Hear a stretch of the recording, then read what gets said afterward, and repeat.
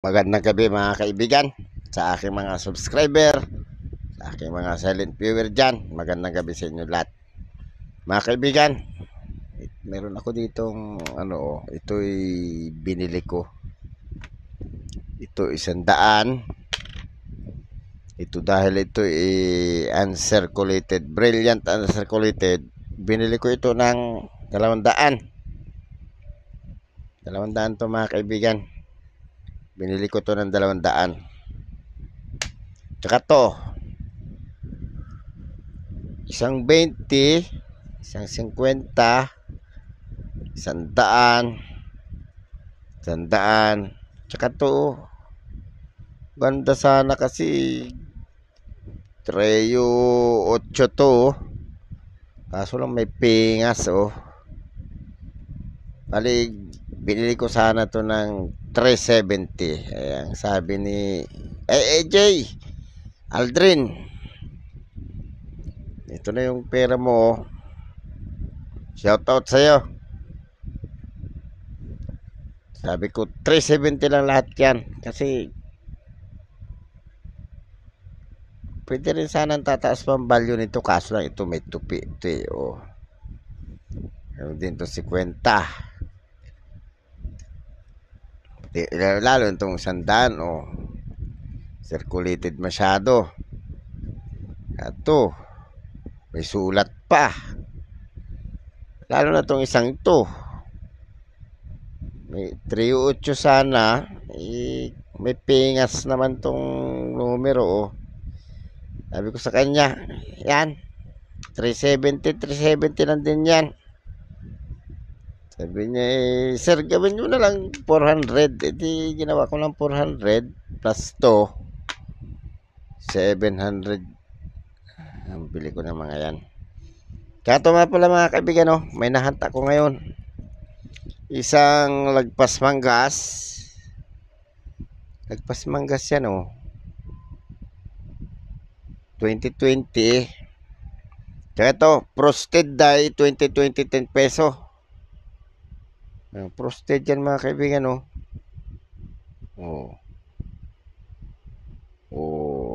di ba?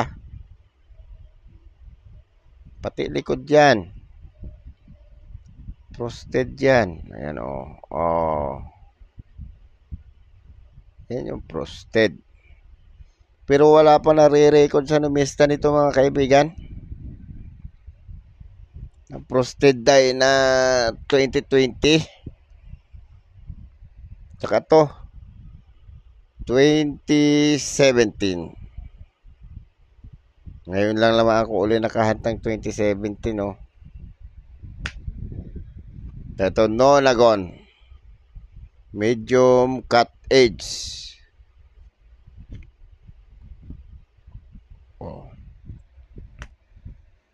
Tsaka tong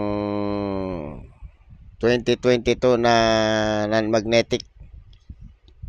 Kung nakahunt ako ng almost uncirculated na brilliant, ngayon nakahunt naman ako ng good lang. Hindi ko masabing good lang to o hindi ito good. Pero itatabi ko pa rin siya kasi non-magnetic siya Tsaka to, mga kaibigan 2012 frosted to. Kaso nga lang circulated siya. Dami ng bangga siguro nito ng mga coins. Hindi na masyado makita. Pero frosted to. Ang likod din niya frosted yan. Kasi kung hindi frosted yan, nakakasilaw to. Kung luster lang to, nakakasilaw yan.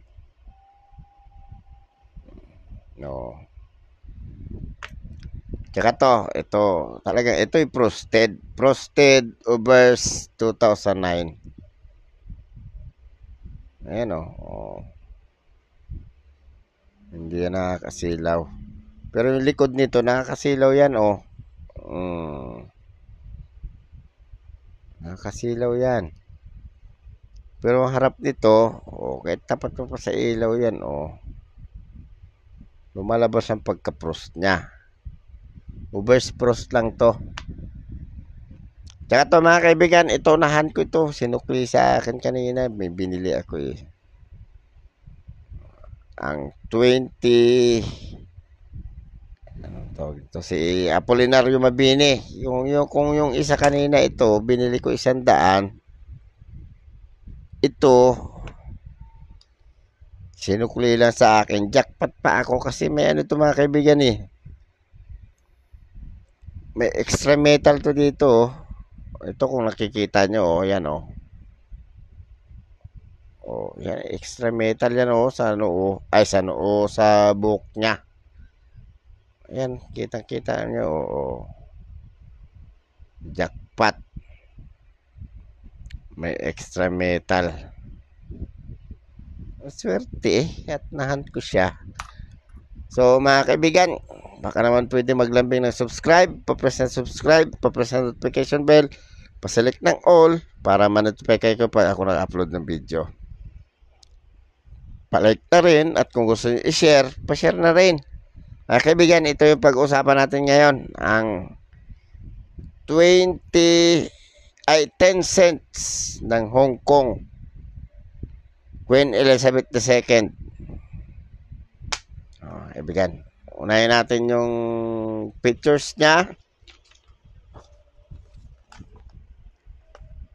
Issuer Hong Kong Queen Elizabeth II, type standard circulation coins, years 1956 to 1980.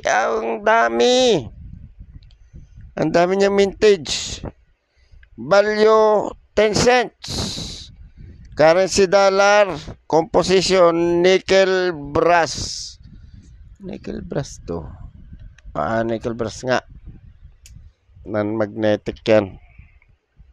Weight 4.46 grams. Diameter 20.5. Thickness 1.92 mm. Shape round. Technique meld. Orientation medal alignment. Pantay ito mga kaibigan. Medal alignment. Pantay yan. Kasi medal alignment eh. Timbangin muna natin siya. 4.46. Usog ka na muna dyan. 4.46.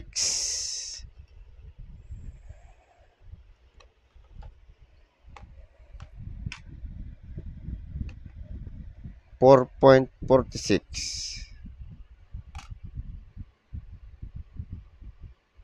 O 4.6? Bakit ganoon? 4.6? 46 lang eh. Dapat 4.4 lang. Ayan, 4.4. Kala ko ni run off na eh.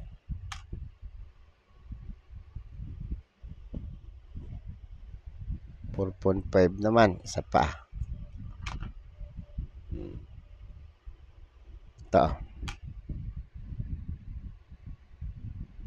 4.6 talaga. Ayan natin. Mataas yung timbang niya. So, mga kaibigan, diretso na tayo sa Ubers. Ubers Crown Bars facing right. Queen Elizabeth II.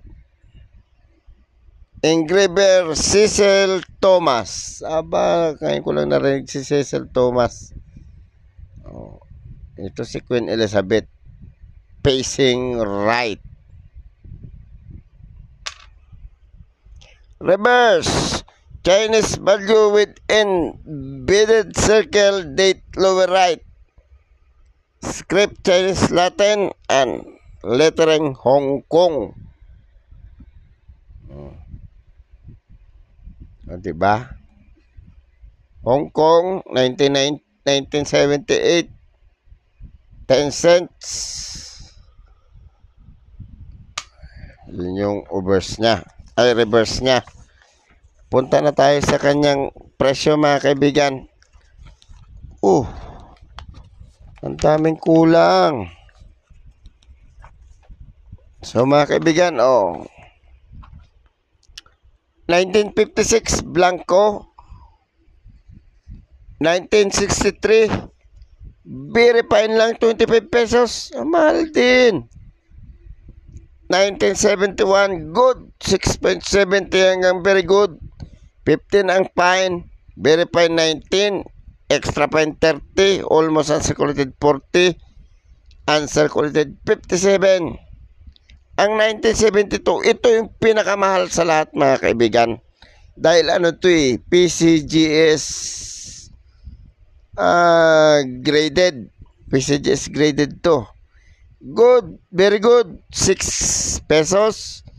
Fine, 13 pesos. Very fine, 15 hanggang extra fine. Almost uncirculated, 21. 11,000 ang almost uncirculated. Graded ito mga kaibigan. Graded ng PCGS siya. May picture kasi sila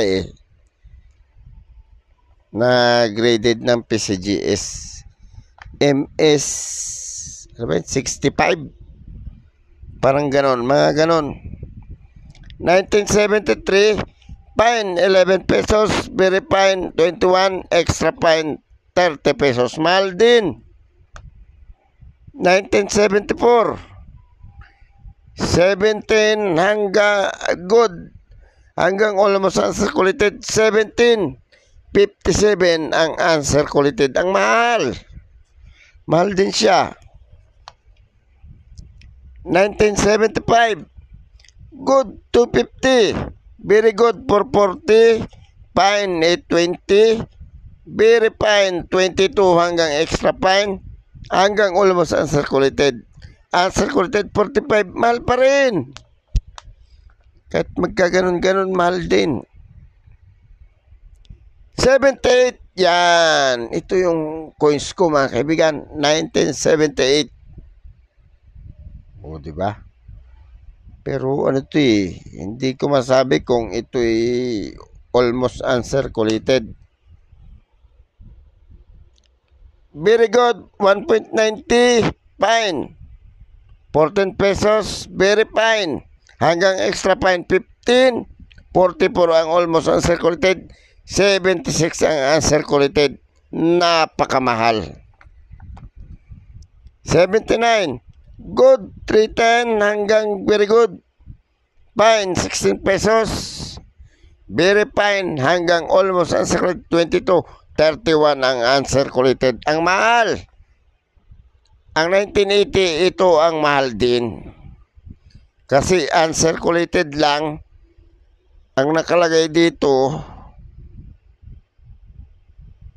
ang sabi, 1980, but large number have found their way onto the market in subsequent years. About 3,500 are known to exist.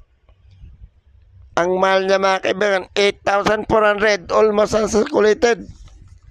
Ang mahal niya. So mga kaibigan,